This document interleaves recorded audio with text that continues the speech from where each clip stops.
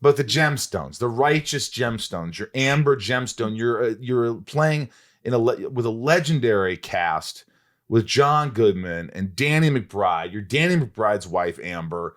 I haven't watched all of it. I've watched 2 episodes. I was kind of just blown away. It's just kind of absolutely nuts. And I understand what you say when it's like you get a little bit, it's overwhelming sometimes, and all these people who their minds just keep going, and you're trying to play catch up.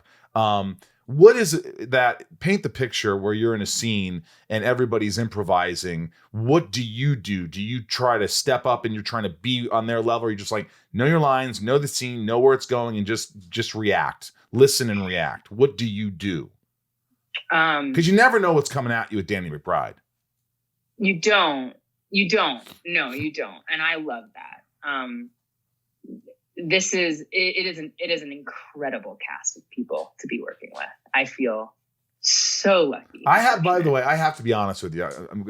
I'm only cutting you off for a second, then I want you to continue. Cut me off. But every time when I watch it, I love John Goodman. He's one of my favorites of all time. He's just a brilliant actor. But when I see him on this set in the hot Charleston, South Carolina, I have to imagine he's the biggest pain in the ass in the world and wants to be upset. Like, I could just imagine him wanting to, like, going, get me off the set. Are we done here? No, he's the opposite. He is. Thank God. I thought for sure he'd be miserable. Oh, no, we're always worried. We're like, are we going to give John heat stroke? Are we like, what's happening? Because he won't leave set. He'll be like, no, let's do it again. And someone will be like, let's rest in the cooling tent. And let's, like, have a drink of water. Good. Like, no, let's go. Like, he's so dedicated. He's really hard on himself in a really